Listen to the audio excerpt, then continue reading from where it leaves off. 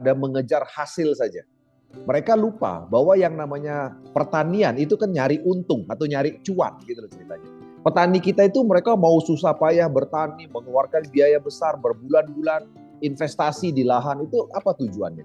Tujuannya kan mencari keuntungan sebenarnya. Keuntungan buat apa ya? Untuk anak-anaknya sekolah, untuk membiayai kehidupan dan sebagainya. Nah oleh sebab itu sekarang kita buka paradigma petani. Bahwa yang namanya keuntungan dari pertanian itu tidak melulu dari yang namanya peningkatan hasil panen. Selama ini petani kita tuh fokusnya meningkatkan hasil panen teman-teman sekalian. Petani kita lupa bahwa mereka mengeluarkan biaya juga yang makin besar. Jadi kalau seandainya hasilnya makin tinggi sekalipun, tapi kalau biayanya juga tinggi, percuma, tidak untung. Ya bahkan cenderung minus gitu loh. Nah pengalaman saya buat teman-teman sekalian, saya selama ini sudah sering ketemu banyak petani ya, ada sekitar 17 provinsi saya sudah datangin ketemu petani gitu ya. Selama ini ketika saya tanya petani, itu banyak petani tidak pernah berhitung Bapak Ibu, berapa biaya yang mereka keluarkan. Jarang ada petani berhitung. Ya, saya udah tanya semua petani. Yang berhitung itu adalah pengusaha sawit biasanya. Pengusaha sawit itu berhitung. Berapa biaya pupuk, berapa biaya tenaga kerja, itu semua dihitung. Tapi kalau petani jarang hitung. Jadi petani mengeluarkan uang berapapun untuk mengejar hasil. Nah petani kita lupa bahwa ketika hasilnya naik, tapi kalau biayanya juga naik kan percuma. Untungnya juga makin tipis gitu loh. Nah, yang saya maksud adalah begini Bapak Ibu sekalian, teman-teman sekalian. Kita ajak petani itu berpikir bahwa nyari untung di pertanian itu tidak melulu dari peningkatan hasil, tapi dari penurunan biaya produksi saja itu sudah bisa untung, ya kan? Nah, contohnya begini. Kalau pakai Pornas ya atau kalau pakai pupuk kimia biasa, itu petani 1 hektar sampai panen kan bisa mengeluarkan uang pupuk subsidi ya, itu 3 juta sampai 5 juta per hektar sampai panen. Kira-kira setengah ton pupuk kimia kalau 1 hektar sampai panen. Tapi ketika dia beralih ke Pornas, itu dia cukup hanya 1,5 juta saja per hektar sampai panen. Cukup 4 box. Ya kan? Nah, artinya apa? Artinya ketika beralih ke Pornas, maka petani kita dari sisi biaya udah langsung drop, udah jauh lebih murah. Ya kan? Sehingga seandainya pun hasilnya sama kayak kemarin pakai pupuk kimia, nggak nambah nih misalnya ya, maka petani kita sudah untung Bapak Ibu sekalian dengan penurunan biaya produksi. Ya, nah dengan penurunan biaya produksi petani sudah untung. Nah, apalagi sekarang diiringi atau dibarengi dengan peningkatan hasil. Nah, peningkatan hasil itu faktornya banyak. Teman-teman sekalian ya, saya yakin Anda coba deh, atau ada yang petani di sini. Selama ini 40 tahun terakhir, petani kita sudah mengenal pupuk kimia. Ketika petani kita gagal panen, pernahkah mereka menyalahkan pupuk kimia? Nggak pernah. Ya, nggak pernah petani kita di Indonesia ini kalau gagal panen nggak pernah nyalahin pupuk. Ya kan, pupuk nggak pernah disalahin. Nah, maksud saya begini. Maksud saya adalah hasil panen itu tidak melulu tergantung pupuk. Pupuk itu adalah salah satu faktor. Ada beberapa poin penting dalam pertanian untuk meningkatkan hasil. Satu, bibitnya apa dulu? Ya kan, karena kalau bibitnya bibit unggul sama bibit yang nggak unggul itu beda hasil Bapak Ibu sekalian. Nggak usah jauh-jauh, kita lihat aja anak manusia. Anak manusia itu kalau IQ-nya beda itu pasti beda gitu. Ya kan, nah jadi beda hasil tergantung bibit gitu loh. Nah, jadi bibitnya apa dulu. Terus yang kedua, tanahnya bagaimana di situ, pengolahan tanahnya. Yang ketiga, air yang dipakai bagaimana. Air itu yang dipakai ini pH-nya bagaimana. Terus yang keempat, bagaimana penanganan cuaca, penanganan hama, dan keenam pupuk, dan yang ketujuh SDM. Ya, SDM yang melakukan ini loh gimana gitu loh. Nah, jadi selalu ada 7 faktor Bapak Ibu sekalian, teman-teman sekalian. Ya, saya nggak perlu ngajarin Anda semua. Tapi yang saya maksud adalah ketika petani nanya ke saya, Pak Jun, kalau pakai Pornas itu kira-kira peningkatan berapa persen sih hasil panen saya? Saya bilang begini, saya tidak bisa jawab Pak. Kenapa? Karena tergantung 7 faktor. Bibitnya Bapak pakai apa dulu? Bagaimana Bapak ngolah tanahnya? Bagaimana Bapak menangani air yang digunakan? Ya, SDM-nya bagaimana? Udah bener nggak cara aplikasi? Ya kan, penanganan terhadap cuaca bagaimana, terhadap hama bagaimana. Nah itu ada 7. Nah jadi saya selalu bilang sama petani, saya tidak bisa katakan Bapak kalau pakai Pornas pasti nanti 50% lebih banyak, saya nggak pernah bilang begitu. Saya cuma bilang begini, hasil panen tergantung 7 faktor. Tapi kalau Bapak pakai Pornas, saya jamin pasti lebih untung. Kenapa? Karena dari segi hitungan matematika udah pasti lebih untung. Tadi kan kita udah hitung kan, 1 hektar kalau pakai pupuk kimia tuh perlu setengah ton. Itu kira-kira 3 juta sampai 5 juta biayanya. Itu pupuk subsidi. Kalau non subsidi bisa lebih mahal lagi dari 5 juta. Sementara kalau digantikan dengan Pornas kan cuma 1,5 juta. Artinya petani kita sudah untungnya jauh lebih banyak ya dengan mengurangi biaya produksi. Jadi saya bilang sama petani selalu seperti itu Bapak Ibu sekalian. Anda pun yang petani hari ini kalau Anda gantikan dengan Pornas, Anda udah pasti untung. Karena hitungan matematikanya kebutuhannya lebih rendah. Ya, keluar uangnya lebih sedikit. Kenapa? Karena pupuk Pornas itu bisa menggantikan pupuk kimia Bapak Ibu sekalian. Ya, jadi gini Bapak Ibu sekalian. Ini saya sering sekali banyak Anda mungkin semua mendengar banyak sekali pupuk di luar sana gitu ya. Di luar sana pupuk itu ada yang sifatnya booster. Ya, tahu booster ya? Booster itu pupuk yang kayak fungsinya kayak extra joss. Tahu extra joss ya? Extra joss itu untuk stamina. Begitu minum stamina langsung kenceng, tapi begitu selesai minum langsung lembek lagi gitu. Ya, itu namanya booster atau extra joss. Nah, di luar sana itu banyak pupuk yang sifatnya kayak begitu, booster. Tapi kalau Pornas ini tidak seperti itu. Pornas ini betul-betul memenuhi semua kebutuhan nutrisi, baik itu unsur hara makro dan unsur hara mikro. Jadi dia bisa menggantikan dan bisa berdiri sendiri tanpa pupuk kimia. Nah, sementara banyak pupuk di luar sana nggak bisa berdiri sendiri. Jadi harus tetap ada tambahan yang namanya pupuk kimia. Nah, sementara kalau pakai Pornas bisa berdiri sendiri Bapak Ibu, ya kan? Nah, itu dia. Nah, terus yang terakhir Bapak Ibu, saya sering ketemu petani begini. Saya tanya, "Pak, Bapak sudah berapa tahun jadi petani?" Ada petani waktu itu ngaku sama saya udah 15 tahun Pak jadi petani. Saya tanya Pak, Bapak kalau 15 tahun jadi petani, berapa banyak uang yang Bapak keluarkan untuk beli pupuk kimia? Wah, kalau dihitung itu udah ratusan juta Pak biaya yang saya keluarkan untuk beli pupuk kimia selama 15 tahun. Oke, selama 15 tahun Bapak beli pupuk di toko pupuk kimia, Bapak dapat apa? Pernah dikasih sesuatu nggak sama toko pupuk? Pernah Pak, dikasih payung. Ya kan? Jadi 15 tahun, ya dia hitung-hitung udah hampir 500 juta, dia beli pupuk, dia dapat cuma payung Bapak Ibu. Ya kan? Nah, sekarang Bapak Ibu pernah hitung nggak? Ini ya, saya mau cerita. Ada seorang petani di Kalimantan. Dia itu tidak menjalankan bisnis di AWM. Dia adalah seorang petani sawit. Dia beli untuk dirinya sendiri. Ya, kemudian dia punya 3 akun, dia belanja ulang, dia taruh di akun kiri, akun kanan. Dia beli lagi, dia taruh di akun kiri, akun kanan. Dia beli lagi, dia taruh di akun kanan. Kenapa? Untuk kebutuhan sawitnya dia. Bapak Ibu tahu, akhirnya petani ini dapat reward ke luar negeri, naik kapal pesiar, ya kan, sampai dapat mobil. Gara-gara apa? Gara-gara belanja untuk dirinya sendiri. Jadi itu adalah nilai poin cuan yang penting atau cashback yang kadang-kadang kita harus sampaikan kepada petani. Ya, karena petani saya yakin juga nyari keuntungan Bapak Ibu sekalian.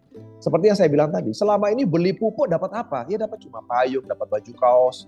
Tapi kalau di AWM beli pupuk 15 tahun Pak, nggak usah 15 tahun Pak. Ya kan? Nanti coba deh Bapak Ibu hitung. Ya beli pupuk tiap musim beli pupuk terus taruh di omset diri sendiri. Nggak usah mengembangkan bisnis. Ya, omsetnya taruh aja di diri sendiri, di poin kiri, poin kanan. Itu nanti petani itu dapat tur ke Vietnam, dapat sepeda motor, dapat mobil, dapat sampai 1 miliar. Itu loh. Ya kan? Nah, Anda pernah nggak bicara seperti itu kepada petani? Pasti nggak pernah. Nah, coba Anda bicara kayak gitu. Ya, karena petani juga nyari untung Bapak Ibu sekalian. Nah, jadi untungnya itu tidak melulu dari hasil pertaniannya. Kalau dia pakai pupuk lebih murah itu juga udah untung. Terus yang kedua, kalau dia pakai pupuk yang ada cashbacknya kayak di AWM, dia juga untung. Jadi nanti nggak usah beli motor, nggak usah pakai uang lagi, beli mobil nggak usah pakai uang tabungan, beli rumah nggak usah pakai tabung, sama AWM semua yang ngasih gitu loh. Jadi nggak perlu, makanya di AWM ini makanya jargon kami itu mensejahterakan semua orang. Jadi Anda kalau join AWM Anda perhatikan, kita tuh mau ngajak Anda semua tuh nggak usah nyicil-nyicil barang. Ya selama ini yang buat kita miskin tuh berhutang. Kita dikit-dikit hutang motor, hutang mobil, hutang rumah. Jadi kita nanggung hutang berpuluh-puluh tahun sampai kita mati, akhirnya keturunan kita nanggung hutang. Nah di AWM ini kita pingin Anda tuh berhenti berhutang Bapak Ibu. Ya jadi Anda beli motor itu nggak usah nyicil lagi, cash kita kasih. Ya uang cash, beli motor. Beli mobil juga cash. Beli rumah juga cash. Ya jadi Anda nggak usah hutang-hutang. Ya tinggal apa? Anda kerjakan bisnisnya, Anda nggak punya hutang. Itu kata poinnya ya. Dan kalau ngomong saya punya teman Bapak Ibu ya, yang dia anti sekali berhutang gitu kan. Nah itu saya yakin Anda yang muslim mungkin beberapa mungkin paham maksud saya. Ada teman saya anti banget berhutang. Wah saya nggak mau berhutang Pak Jun seumur hidup saya. Karena bagi saya hutang tidak bagus. Ya katanya bagi rekan-rekan muslim riba, betul ya yang muslim ya. Dia tidak mau berhutang. Makanya AWM ini salah satu jalan saya untuk bebas dari hutang. Tidak berhutang. Ya bebas dari riba katanya. Itu teman saya bilang di Sumatera. Wah luar biasa Bapak Ibu ya. Oke. Silakan. Ada yang bertanya silakan. Mau bertanya Pak Jun. Ya Bu Anin silakan. Ya tentang fase kesehatan Pak Jun. Ini ada yang bertanya masalah propolis itu Pak Jun. Bagaimana cara pengonsumsiannya? Terus ada yang keluarganya ada yang stroke gitu. Kemarin mendengarkan ada yang stroke itu dari Papua itu kan dikonsumsikan propolis bisa sembuh. Nah ini saya menemukan pasien yang stroke baru kurang lebih 5 bulan Pak Jun. Oke. Kemarin saya kasih tahu propolis ini, dia pengen tahu bagaimana cara pengonsumsiannya gitu dan apa saja yang harus dikonsumsi gitu Pak Jun. Terima kasih Pak Jun. Oke, baik Bu Hanin. Ya, jadi pengalaman stroke Bu Hanin ya, kalau boleh saya mau sampaikan. Saya boleh tahu nggak stroke-nya itu pecah pembuluh darah atau tidak? Ibu tahu nggak? Belum Pak Jun. Belum. Jadi dia nggak sampai pecah pembuluh darah? Belum, cuman lengan tangan kanan belum nggak bisa diangkat, terus juga sudah nggak bisa jalan, baru 5 bulan. Oke. Jadi yang bagus sekali adalah kalau stroke itu memang selalu ada 2 jenis stroke ya Bu Hanin ya. Ada stroke yang sampai pecah pembuluh darah, ada stroke yang tidak pecah pembuluh darah. Nah, saya mau sampaikan dulu nih, biar Bu Hanin bisa nanti jelasin kepada pasien stroke itu begini. Sebenarnya stroke itu kenapa sih teman-teman sekalian? Ya, stroke itu begini, kejadian stroke itu begini. Saya mau kasih tahu. Jadi ini adalah pembuluh darah kita Bapak Ibu. Ya, ini pembuluh darah kita. Di mana di dinding pembuluh darah kita itu ada yang namanya kapiler-kapiler darah, jonjot. Ya, jonjot begini. Ya, nah ini darah, ini aliran darah ya Bapak Ibu ya. Ini aliran darah. Nah, di sini ada tempat penyerapan sari-sari nutrisi ya. Jadi darah itu diserap lewat jonjot-jonjot ini. Ini masuk ke dalam sel, dalam aliran jaringan tubuh ya. Nah, sebagai informasi, kalau kita itu makannya berlemak, berminyak dan sebagainya gitu ya, maka darah itu kan jadi berminyak dan berminyak dan kental gitu ya. Nah, jadi plak-plak itu akan nempel gitu. Nempel kayak begini. Di dinding-dinding ini dia nempel ya. Nah, ini nempel kayak gini. Ya. Nah, ini nempel. Jadi plak-plaknya nempel. Ini lemak-lemak darah kalau kita suka kolesterol, suka goreng-gorengan, suka minyak-minyak, ini kayak gini. Jadi dia nempel ya di pembuluh darah kita. Nah, Bapak Ibu sekalian pernah tahu selang ya? Selang itu kalau kita pencet kan air yang keluar kenceng kan, betul ya? Nah, ini pembuluh darah itu kalau dia mengalami penyumbatan kayak begini ya karena plak-plak atau kolesterol itu sama kayak kita mencet pakai pencet selang. Ya, jadi aliran darah yang keluar ke sini ini pasti kenceng Bapak Ibu. Ini kenceng nih.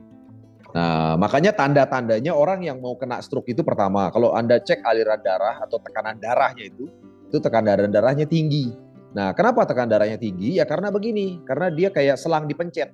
Karena pembuluh darahnya itu mengecil salurannya. Sehingga darah yang mengalir ke sini ini kenceng, ya kan? Nah, yang terjadi begini Bapak Ibu sekalian. Yang terjadi adalah ketika ya sel darah ya ketika plak-plak ini mengeras, ini yang bahaya. Jadi karena saking lamanya pengentalan, ini yang hitam-hitam ini jadi keras ya. Jadi keras, saya gambarin ke sini. Ya, jadi keras. Kalau jadi keras itu dia cenderung tajam. Jadi tajam-tajam. Kalau dia mengeras itu cenderung tajam. Ya. Nah, yang bahaya adalah ketika ada sel darah itu kan bunder-bunder ya. Sel darah itu mengena bagian yang keras ini. Ya. Maka sel darah ini pecah Bapak Ibu. Biar gitu loh, pecah. Nah, itu makanya disebut pecah pembuluh darah, ya kan?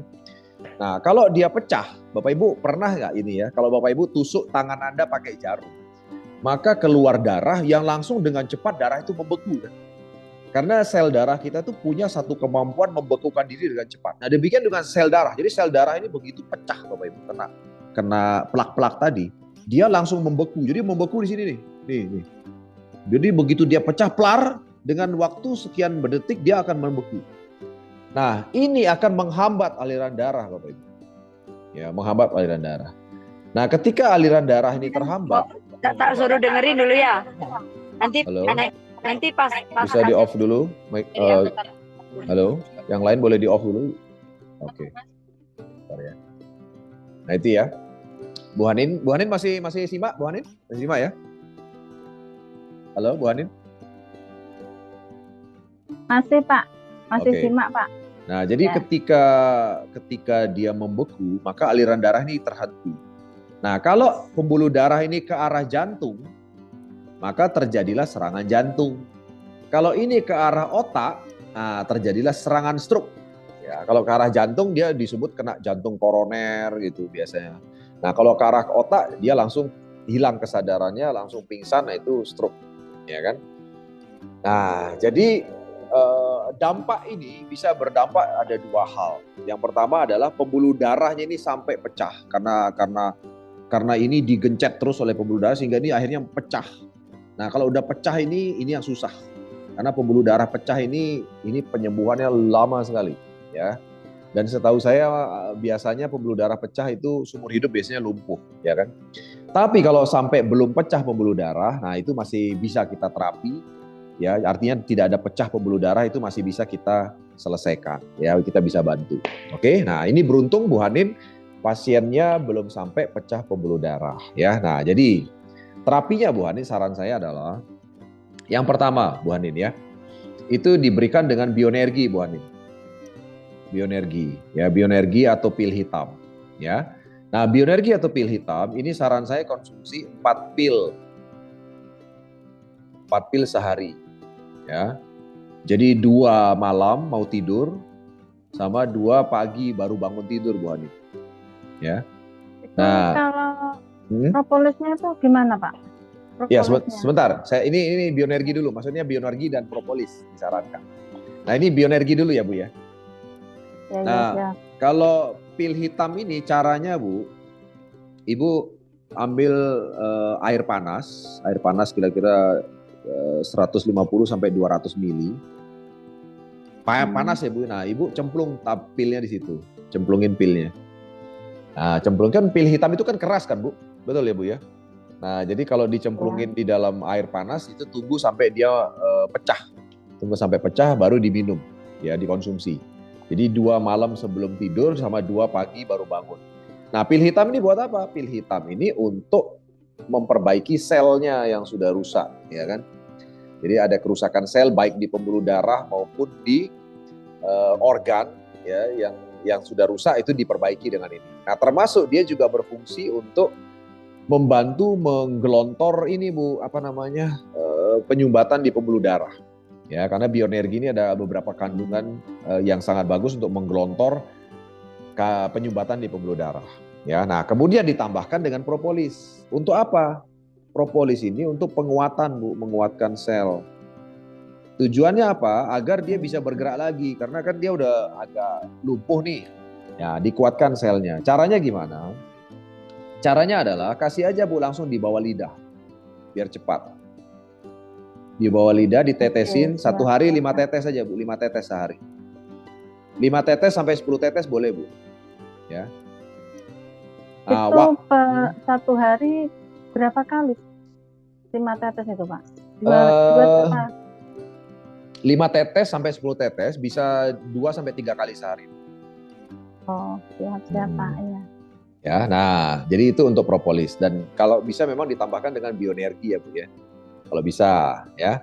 Nah kenapa kok di bawah lidah? Ini pertanyaan penting ya Bu ya. Kenapa di bawah lidah? Karena begini, kalau di bawah lidah itu ada namanya kelenjar pituitari di bawah lidah kita itu. Ya kan? Jadi di bawah lidah itu Bapak Ibu pernah dengar nggak? Kalau orang yang kena serangan jantung itu obatnya taruh di bawah lidah. Karena nggak mungkin ditelen, karena dia pingsan. Ya kan? Nah, tapi kalau kita taruh di bawah lidah itu langsung tembus kelenjar pituitari. Nah, kelenjar pituitari itu tembusnya langsung ke sel, ke liver, ya kan, ke hati. Jadi langsung bereaksi, itu cepat sekali. Makanya kenapa Bipro Nanopropolis itu reaksinya cepat sekali kalau ditaruh di bawah lidah. Nah, gitu Bu. Jadi orang stroke kan agak susah nelan kan Bu, betul ya Bu ya? Nah, jadi karena dia susah nelan, taruh di bawah lidah. Itu 5 sampai 10 tetes, gitu. Itu Bu. Oke, ya. Siap Pak Jun, makasih Pak Jun. Oke, baik Bu Hanin Hongkong, luar biasa, sukses. Silakan yang lain teman-teman sekalian yang mau Pak bertanya. Jun, kami mau bertanya lagi Pak. Ya Bu Belsi silakan. Ya, ya selamat sore Pak Jun dan teman-teman semua. Sore Bu Belsi. Saya di sini dengan Pak Sumito di lahan. Terus ini 1,5 hektar. Ya. Terus sudah tanam, cabenya sudah tanam 1 minggu. Oke. Tapi nanti lebih jelas nanti Pak Sumito akan jelaskan, ada sama-sama saya di sini. Boleh silakan. Nah, jadi kendala di sini nanti Pak Sumito langsung akan jelaskan, saya kasih waktu kepada Pak beliau. Iya, boleh. Silakan Pak Sumeta. Pak, lanjut. Oke, Pak. Assalamualaikum warahmatullahi wabarakatuh, Pak. Waalaikumsalam. Suaranya boleh dibuka dulu, Pak? Ya. Suara di handphonenya. Iya Pak, sebentar. Tapi kedengeran sih suara Bapak, tapi boleh, silakan. Sudah. Oke, Pak. Makasih. Oke, Pak. Makasih, Pak. Makasihnya kepada kami. Yang pertama masalah pengairannya terlalu banyak kalau masih musim hujan, Pak. Ya. Dalam arti yang kedua. Sorry Bu Belci bisa dimatiin salah satu soalnya agak gemah suaranya, agak tabrakan. Boleh jauh, ya. salah satu di off-kan aja suaranya. Salah satu di off. Hujan. Salah satu di off-kan aja. Oke, makasih. Yang kedua, dalam artian ini pakai Musa, Pak. Sorry Pak, bisa ulangi yang pertama? Pengairan, Pak. Pengairan sini kalau hujan kita dalam arti tergenang. Jadi kita pakai alkohol kasih keluar air gitu loh. Ya, oke. Terus? Apakah pakai berfungsi apa enggak gitu loh, Pak? Oke, ya. Oke. Terus pertanyaan berikutnya? Sudah pasang mulsa dalam arti sudah tanam. Ya. Kemarin sudah saya pengolahan tanah, saya kasih pengapuran, Pak. Apakah itu pengaruh apa enggak gitu? Pengaruh ke apa maksud Bapak? Ya. Pengaruh ke apa maksudnya? Maksudnya pakai Pornas itu pengaruh apa enggak gitu, Pak? Oke. Baik.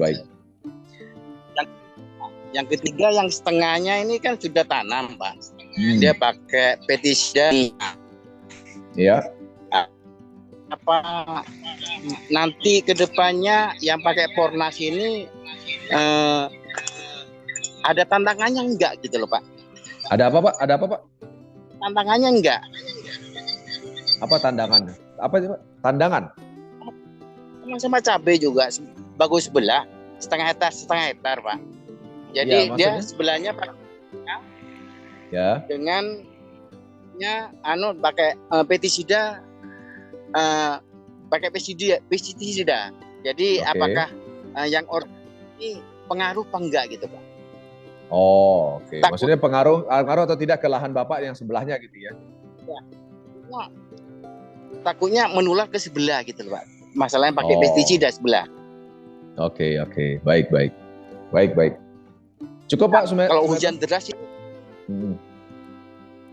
Halo. Itu saja pertanyaan Bapak. Cukup? Cukup itu ya. Oke, baik. Oke, saya coba jawab pertanyaan Pak Sumeta ya. Yang pertama adalah bagaimana kalau misalnya sawah itu lahan itu airnya banyak ya, airnya menggenang. Itu pertanyaannya tadi yang pertama ya. Oke. Jadi jawaban saya begini. Air yang menggenang itu baik-baik saja, tidak ada masalah. Yang penting adalah air tersebut bagaimana kondisi pH-nya itu, ya kan? Nah, jadi gini, air yang harus dipakai untuk mengaliri lahan itu seharusnya pH-nya normal. Normal itu antara 6 sampai 7, ya Pak ya. Nah, kadang-kadang kan begini. Kalau air itu mengganggu apabila air itu pH-nya di bawah 5,5 asam, ya. Nah, biasanya air yang mengganggu itu sumbernya adalah satu. Biasanya itu dari sungai yang kena limbah, Pak.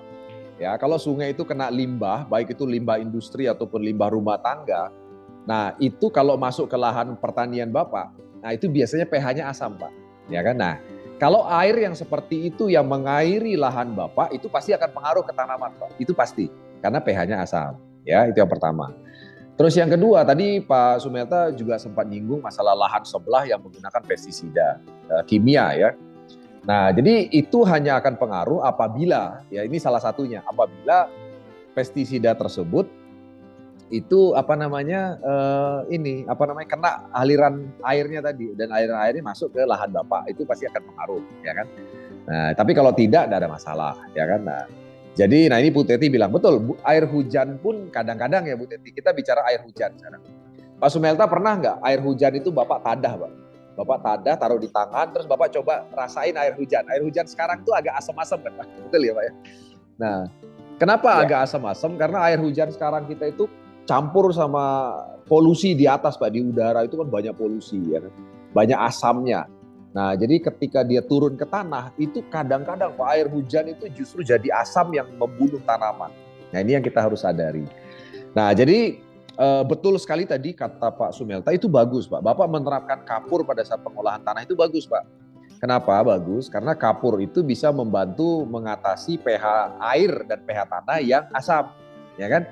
Jadi kapur itu bagus. Nah, jadi kalau Bapak tanya apa kaitannya dengan Pornas, bagus Pak, justru membantu Pornas dalam bekerja.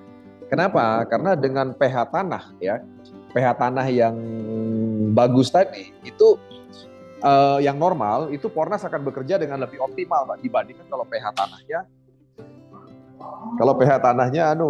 tanahnya lebih asam, itu membantu Pak, membantu. Jadi membantu memudahkan kerja kalau seandainya pH tanahnya lebih basah dibandingkan asam, gitu loh Pak. Ya, nah jadi satu, air itu hanya akan pengaruh kalau misalnya asam, tapi kalau airnya tidak asam, saya rasa tidak ada masalah. Ya, itu yang pertama. Yang kedua, masalah yang tadi mulsa itu bagus, Bapak menggunakan kapur itu bagus. Justru itu membantu kerja Pornas ya, karena Pornas ini memang kan tidak fokus memberi nutrisi lewat tanah, tapi lewat atas kan Pak, lewat daun sama lewat batang ya. Nah, tapi kalau Bapak di bawah Bapak berikan kapur itu bagus Pak, karena bisa membantu penyerapan dari unsur hara di tanah, ya kan? Selain Pornas dari atas, dari bawah juga unsur haranya bisa diserap dengan maksimal sehingga hasilnya bisa bagus, ya. Nah itu. Jadi yang jelas, yang terakhir, pestisida itu apakah pengaruh atau tidak? Kalau Pornas sendiri sebenarnya aman kalau dipadukan dengan pestisida, Pak. Jadi Pornas itu bukan haram dengan pestisida, karena begini. Kadang-kadang kan Pak Semita suatu saat ada hama yang bandel, Pak. Kadang-kadang Bapak perlu, walaupun udah pakai Pornas, ada hama yang levelnya udah kuat misalnya, sehingga dia bandel tetap ada. Nah, Bapak tetap perlu pakai pestisida kalau udah kayak gitu, Pak. Ya, nah itu tidak masalah. Artinya Bapak aplikasi Pornas dan pestisida kimia itu tidak ada masalah, karena Pornas tidak masalah dicampur dengan pestisida. Ya, nah itu. Nah, lahan Bapak yang sebelah itu akan pengaruh apabila ya itu nanti masuk ke air itu baru menggenangi lahan Bapak yang banyak pestisidanya. Nah, itu baru pengaruh, Pak. Ya, nah itu pengaruh banget. Oke, semoga hujan saja Pak di sini Pak. Oh ya, aman kalau kita pakai Alkon. Ya, oke. Aman lah kalau hujan aman, ya. Ya, aman Pak. Ya oke. Oke. Baik, sukses Pak. Semoga sukses cabenya Pak. Oke Pak, ini satu lagi pertanyaan. Ya. Kasih Pornas itu berapa hari sekali Pak? Kalau untuk cabai itu disarankan Pak ya, itu 10 hari sekali. Yang pertama pakai apa itu Pak? Kalau Bapak ini kan sudah ditutupi mulsa kan Pak? Betul ya? Ya siap. Nah artinya kan Bapak udah tidak mungkin lagi pakai Pornasuil nih, karena udah ditutupi mulsa kan? Ya. Nah jadi Bapak sekarang hanya bisa aplikasi yang pupuknya saja, yang putih sama kuning, ya kan? Nah kalau yang putih sama kuning itu otomatis Bapak semprot aja nih Pak dari atas Pak. Ya, jadi semprot dari atas saja. Jadi hanya 2 jenis saja Bapak bisa pakai, karena kan udah pakai mulsa juga kan, udah enggak lagi pengolahan tanah ini ceritanya sekarang kan, sudah penanaman kan. Yang untuk aplikasi dua digabung jadi satu Pak. Boleh Pak, digabung jadi 1 tangki Pak. Jadi 2 saset digabung dalam 1 tangki semprot. Nah Bapak semprotkan sesuai kebutuhan sekitar 10 hari sekali, ya.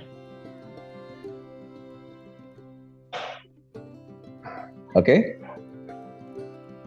makasih Pak info. Oke, baik, terima kasih. Silakan yang lain Bapak Ibu. Pak Jun. Siap. Rama Wisnu, mohon. Ya, Rama Wisnu. Kita lagi ada di sawah ini. Wih, luar biasa itu. Lagi di bedeng-bedeng sawah. Di mana itu posisi? Di bedeng-bedeng semuanya. Posisi di mana itu? Di mana? Di Abiar Semal. Abiar Semal. Oh, Abiar Semal, mantap. Mumbul. Iya, jadi kita lagi ngumpul. Jadi ini Bapak-bapak ada pertanyaan tentang pupuk karena mereka ini semuanya petani langsung dan memiliki 1 hektar, 2 hektar ya. Berapa hektar? Beda-beda. Di sini 2 hektar, di sini. Ini Bapak-bapak akan mempertanyakan satu persatu. Kok nggak kelihatan? Boleh, silakan. Oke. Ya, Pak, perkenalkan nama siapa? Saya dengan Bapak Maju. Ayop. Ya. Pak Ayop. Nah. Silakan Pak Ayop.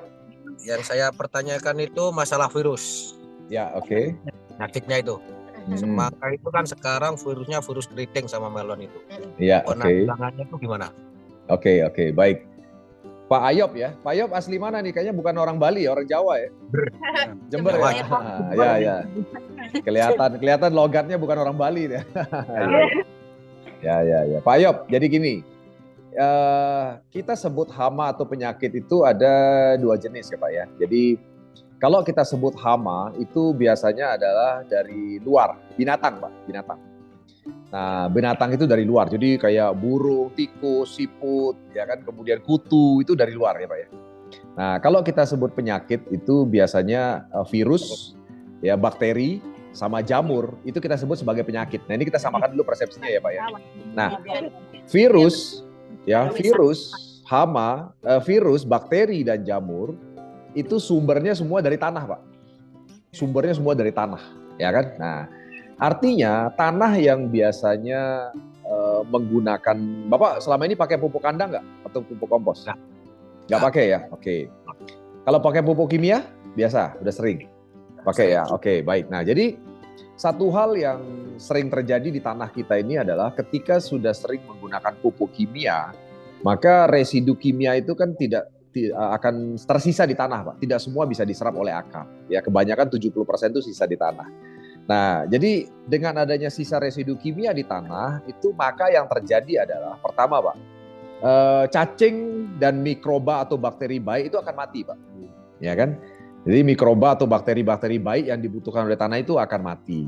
Nah, kalau mikroba baik itu mati, maka tidak ada yang melawan virus bakteri jahat yang ada di tanah. Karena virus bakteri jahat itu kan juga banyak di tanah. Nah, sehingga ketika dia mati karena kena pupuk kimia, maka tidak ada yang melawan itu. Nah, sehingga akhirnya ketika ada serangan virus bakteri tadi atau jamur tadi ke tanaman, tidak ada yang melawan. Sehingga akhirnya apa? Sehingga mereka bisa dengan leluasa menyerang tanaman di atasnya. Ya, nah itu yang terjadi. Nah, oleh sebab itu gini Pak, cara mengatasi virus bakteri dan jamur adalah yang pertama Pak, 1, tanaman Bapak ini harus dapat nutrisi yang bagus dulu Pak. Sama kayak manusia Pak Ayub. Manusia kayak kita nih Pak, manusia kayak kita ini. Bapak manusia seperti kita nih, kalau kita kan makan 3 kali sehari kan Pak. Betul ya Pak ya? Nah, Bapak bayangin aja kalau Bapak siang hari Bapak enggak makan. Kalau Bapak siang hari enggak makan kan lapar Pak. Kalau Bapak lapar otomatis nggak bisa kerja dengan bagus kan Pak. Nah, sama kayak tanaman Pak. Tanaman kita itu laparnya 2 minggu sekali Pak. Ya, jadi tiap 2 minggu sekali dia lapar, dia cari makanan di tanah itu dia cari makanan. Nah, kalau tanamannya tidak ada, ya maka tanaman ini akan kelaparan. Nah, dan kebanyakan tanaman kita kelaparan sekarang ini, makanya kenapa dia daya tahannya menurun. Sama kayak manusia, kalau Bapak misalnya sehat Pak, dapat makannya bagus, suplemennya bagus, ada virus bakteri dari luar kan tahan Pak. Bapak bisa tahan terhadap serangan, betul ya Pak ya? Ya, contoh, kalau kita bicara flu Pak, flu atau bakteri Pak, flu itu kan virus dari luar kan Pak. Nah, tapi kalau Bapak makannya bagus, Bapak sehat, suplemennya bagus, maka Bapak akan sehat dan tidak akan bisa kena serangan virus, walaupun virus itu ada beredar di sekitar Bapak. Nah, itu logikanya dulu Pak, ya kan? Nah, kenapa tanaman kita itu kurang gizi Pak? 1, sebabnya tadi Pak, karena biasa dikasih pupuk kimia, sementara pupuk kimia itu bahan kimia sintetis, hanya bisa diserap akar tuh maksimum 30%, 70%-nya kebuang pasti Pak, ya kan? Dan selain itu karena ada bahan kimia sintetis itu kalau kena matahari dia menguap. Selain itu kalau ada air hujan, pupuk kimia itu akan hanyut, ya kan? Nah, oleh sebab itulah makanya kenapa yang diserap oleh akar cuma 30%. 70%-nya kebuang, ya kan? Nah, itu yang terjadi. Nah, makanya kesimpulannya adalah tanaman kita ini sekarang kurang gizi gitu loh, Pak. Ya kan? Walaupun Bapak udah kasih pupuk, tapi dia kurang gizi. Itu yang terjadi. Nah, oleh sebab itu sekarang gimana caranya? Kita kasih gizi yang cukup. Dengan pupuk Pornas ini pupuk Pornas ini ngasih nutrisi itu lewat batang sama lewat daun, Pak. Dia disemprotkan, ya karena dia partikelnya nano. Jadi kalau saya boleh gambar begini, Pak, biar lebih jelas ya, Pak. Nah, jadi Pornas ini kan tanaman, nah ini akar, ya. Nah, Pornas ini kalau disemprot, Pak, di batang sama di daun. Jadi di batang sama daun itu ada pori-pori batang namanya. Sama di bawah daun itu namanya pori-pori mulut daun namanya stomata. Nah, Pornas itu Pak, itu dia di-spray Pak, di-spray di daun sama di batang. Karena dia partikelnya nano, maka dia bisa diserap secara langsung Pak. Lewat batang sama lewat daun atau stomata. Jadi dia tidak fokus ke tanah Pak. Dia fokus ngasih makan tanaman Bapak itu lewat batang sama daun. Karena dia nano, partikelnya kecil, dia langsung diserap Pak secara instan. Jadi kayak makanan instan Pak. Makanan instan buat tanaman Bapak. Nah, kalau tanaman Bapak dapat makanan instan, maka dia makannya cukup, maka dia akan lebih sehat, dia lebih tahan terhadap semua serangan. Nah, selain itu Pak, Pornas kita itu juga kalau Bapak semprot di batang sama daun, ini kan pasti akan ada yang turun ke tanah, pasti ada yang jatuh ke tanah. Nah, ketika dia jatuh ke tanah Pak, Pornas kita itu mengandung mikroba premium Pak. Mikroba premium itu bakteri baik Pak. Nah, bakteri baik itu adalah bakteri baik atau semacam pasukan yang menyerang bakteri jahat atau virus yang ada di tanah Pak. Nah, makanya kenapa kalau pakai Pornas itu biasanya Pak, itu bakteri virus jamur yang ada di tanah itu akan jauh berkurang Pak. Bahkan Bapak nanti tidak akan melihat adanya virus dan bakteri karena dia mengandung mikroba premium. Mikroba premium itu adalah lawannya bakteri jahat dan virus Pak. Ya, jadi Pornas ini bukan sekedar ngasih makan, tapi dia juga ada pasukan atau bakteri baik yang membunuh bakteri jahat yang ada di tanah. Ya, sehingga nanti Bapak akan lihat kalau Bapak pakai Pornas, selain Bapak lebih hemat dari pupuk kimia, Pak, ya, Bapak akan jauh lebih hemat dari sisi pestisida.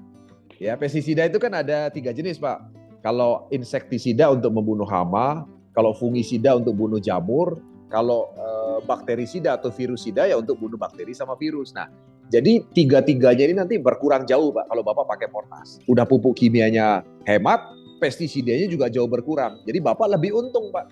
Nah, nanti Bapak boleh coba dulu kalau untuk meyakinkan ini tidak ada cara lain, Bapak harus coba, ya kan? Karena kalau saya ngomong doang begini, Bapak mungkin belum tentu percaya saya gitu kan. Tapi kalau Bapak coba, nanti Bapak bisa lihat hasilnya. Nah gitu ya. Gitu ya Pak. Ada lagi. Silakan. Ini juga ada pertanyaan juga Pak Jun, berbeda pertanyaan. Ya. Silakan. Oke, lanjut Pak. Silakan Pak. Jelasin. Oh, nama saya Mas Bayu. Ya, Mas Bayu. Jadi Unggul juga. Dari Jember. Oh, Jember juga. Oh, mantap. Cuma nanamnya di daerah Unggul juga. Okay. Saya mau tanya ini buat buah, besar buah juga bisa tak? Oke, jadi gini. Kalau untuk buah itu yang putih Pak, Mas Bayu, yang putih. Ya, yang putih. Oke, nah, ya yang putih. Karena yang putih itu kandungan kalium sama fosfatnya itu jauh lebih banyak dibandingkan yang kuning Pak, Mas Bayu. Ya, jadi untuk masa pembuahan itu membutuhkan kalium dan fosfat untuk bisa berbuah, untuk bisa rasanya itu manis. Ya, nah saya mau tanya nih Mas Bayu sama Mas Ayub tadi. Selama ini pernah ngukur bridging melonnya nggak atau semangkanya nggak? Pernah nggak ngukur bridging, tingkat kemanisannya pernah diukur? Pernah. Berapa? Sampai berapa maksimal? Paling manis berapa? 14 ya? Oke. 14 paling berat berapa? Paling berat berapa? Bisa berat sampai 4 kilo, 4 sampai 5 3 sampai 4 kilo. Satu biji. Kalau melon. Oke, melon ya. Kalau semangka? Semangka nyampe 8 sampai 10 kilo. 8 sampai 10. Oke, ya, mantap. Jadi artinya begini. Artinya memang tingkat bridging yang bagus itu di angka belasan memang, seperti yang pengalaman Mas Bayu tadi, ya kan? Nah, jadi artinya begini. Hasil panen itu memang semangka itu dan melon itu bukan hanya bicara berat, tapi selain itu juga tingkat kemanisan. Karena tingkat kemanisannya tinggi itu biasanya lakunya lebih mahal biasanya, ya kan? Yang penting tahu tempat jualnya di mana kan gitu kan. Karena kalau nggak tahu tempat jualnya juga podo aja kan gitu Mas. Walaupun dia manis ya kalau yang dihitung cuma beratnya, manisnya nggak dihitung kan begitu kan. Nah, jadi nanti kita nanti akan bisa kerjasama ya Mas Bayu dan Mas Ayub. Nanti kalau misalnya Mas Bayu dan Mas Ayub bisa menghasilkan melon dan semangka organik dengan Pornas, itu nanti kita bisa kerjasama untuk pengambilan hasil panennya. Karena kita bisa jual ke tempat-tempat pasar modern yang bisa beli lebih mahal. Nah, kalau boleh tahu nih, semangka sampean biasanya per kilo paling mahal dibeli berapa? Per kilo? Ya? 11. Per kilo? Per kilo? Per kilo? Iya. Yang semangka? Semangka. Oh, lumayan tinggi ya di sana ya. 11 ribu ya? kemarin nembus 17.000 melon. 17.000 ya per kilo ya? Kita jenis eksotik di sini, Pak. Oh, jenis eksotik ya?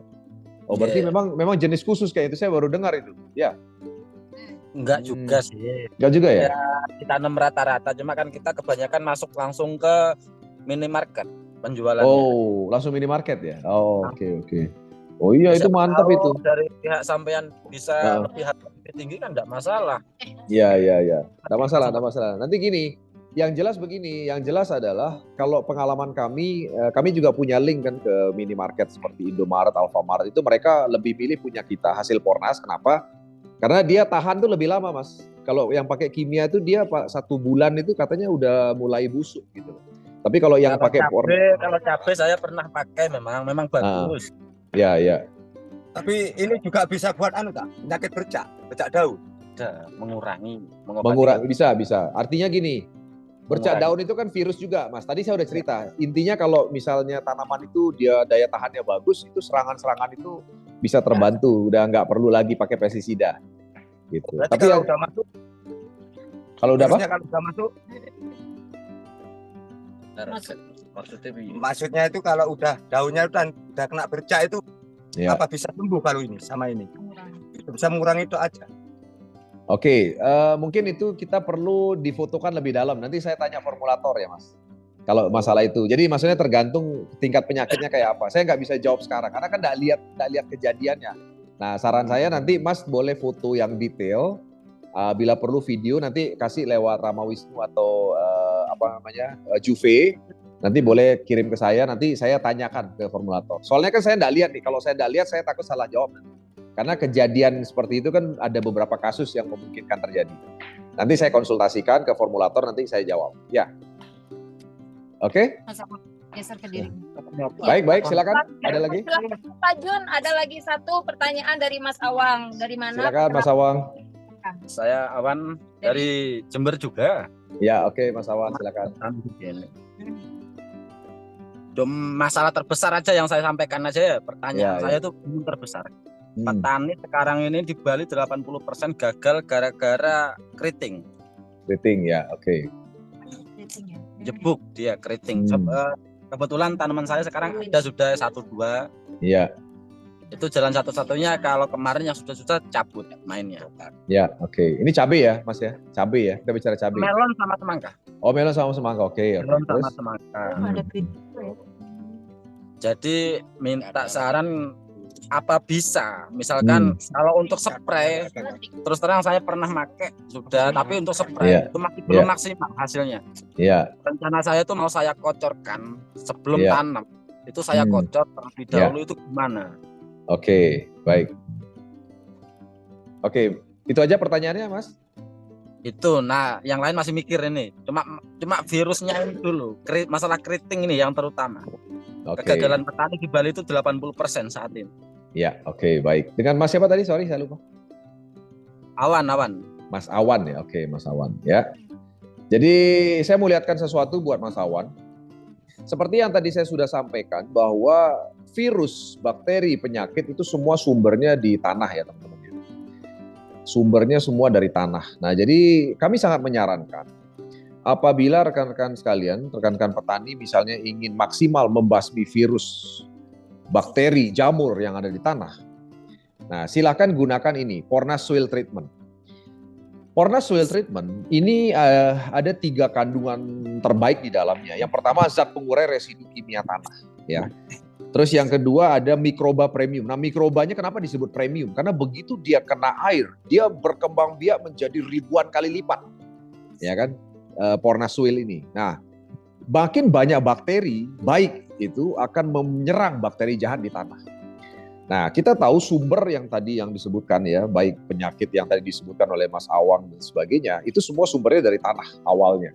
Ya kan, baik itu karena kebiasaan penggunaan pupuk kompos atau pupuk kandang yang memang fermentasinya enggak sempurna, itulah penyebab hidupnya virus, bakteri dan jamur, ya kan?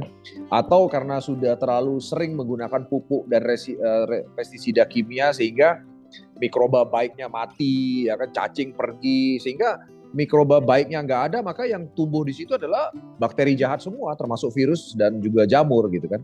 Nah, oleh sebab itu dengan pemberian mikroba premium yang sangat kuat, terutama dari Pornas Soil Treatment, itu akan betul-betul membunuh bakteri jahat yang ada, termasuk sumber virus dan sumber jamur. Ya, nah saya sarankan penggunaan Pornas Soil kalau misalnya bapak-bapak petani pingin maksimal memerangi yang namanya virus dan bakteri, ya kan? Dan ini pengalaman sudah banyak.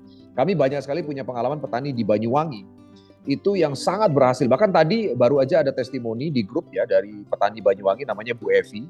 Itu semangkanya luar biasa tuh, 1 minggu ke depan mau panen. Itu bagus sekali hasilnya. Memang betul-betul tidak ada penyakit sama sekali dan penggunaannya betul-betul 90% dengan Pornas. Ya, hanya sedikit saja menggunakan kimia untuk pupuknya ya.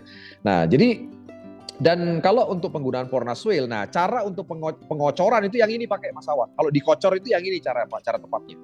Karena dia satu kantong ini 1 kilogram itu dicampur dengan 100 liter air. Nah, satu kantong ini dia cukup untuk 1000 meter persegi. Jadi 1 kilogram dicampur 100 liter untuk 1000 meter persegi. Dan ini cukup sekali pakai aja untuk 1 kali masa tanam. Ya, jadi nggak perlu 10 hari sekali kalau yang ini. Jadi cukup 1 kali untuk 1 kali masa tanam. Jadi untuk sampai panen gitu ya, 3-4 bulan ke depan untuk 1 kali aja. Nah, kalau ini dikocor tepat Mas Awan. Kenapa? Karena ini memang khusus untuk membenahi tanah dan menghambat bakteri jahat yang ada di tanah, termasuk virus dan bakteri yang tadi Mas Awan sebutkan. Nah, tapi kalau pupuknya, Mas, yang ini, yang kuning dan yang serbu, ini pupuknya. Yang dua ini kan pupuknya. Iya. Kedua jenis pupuk ini memang saran penggunaannya itu bukan dikocor, tapi dia di spray. Kenapa? Karena dia ini nutrisi atau makanan. Ya, kalau yang ini kan khusus membenahi tanah ini fungsinya. Nah, ini dikocor caranya.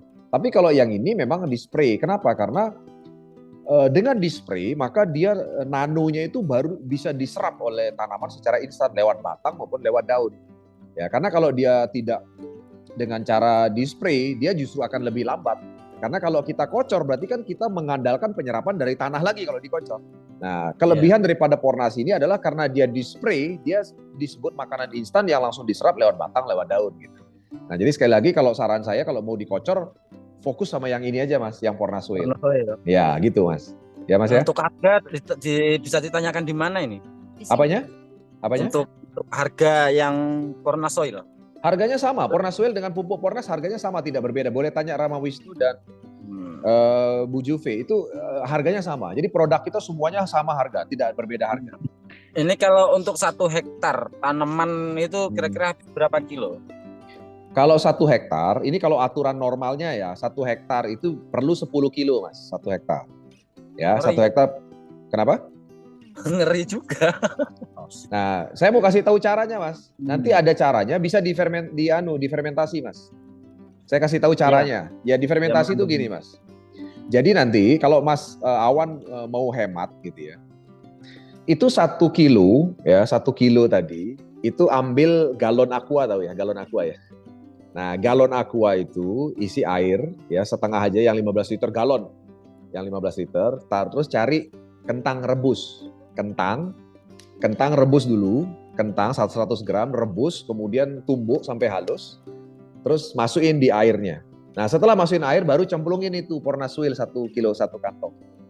Ya. Nah, itu nanti 15 liter air itu cukup untuk 1 hektar. Nah, tadi disimpan dulu 1 hari Mas, disimpan 1 hari dulu. Ini strategi hemat ini saya kasih tahu nih Mas Awan. Ya, karena dengan 1 kantong itu bisa untuk 1 hektar. Ya, karena tadi Mas Awan kan protes sama saya, waduh kalau 10 kilo lumayan juga nih 1 hektar kan begitu. Nah, saya kasih tahu strategi hematnya saya kasih tahu. Khusus buat teman-teman di Abian Semal. Nah, ini tapi teman-teman lain di seluruh Indonesia juga dengar, enggak apa-apa. Kentangnya berapa kilo kentangnya? 100 gram. Ya, itu teknik fermentasi. Tapi tidak apa-apa. Ini demi petani Indonesia. Harusnya saya kalau dari sisi perusahaan kan kita mikirnya untung. Harusnya belinya 10. Nah, ini saya kasih 1 bisa buat 1 hektar dengan cara yang tadi.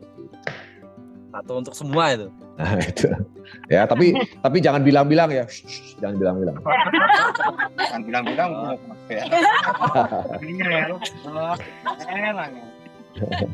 Oke, silakan lanjut. Siap, terima kasih banyak. Jangan Salam sehat. bilang-bilang Oke, tapi Mas, di sini sukses. diundang ya Pak ya. Nah, enggak apa-apa Bu Hanin, kita berbagi ilmu, berbagi pahala Bu Hanin. Ini karena semuanya nih juga butuh. Oh iya, mantap. Lagi Anak pun bodi.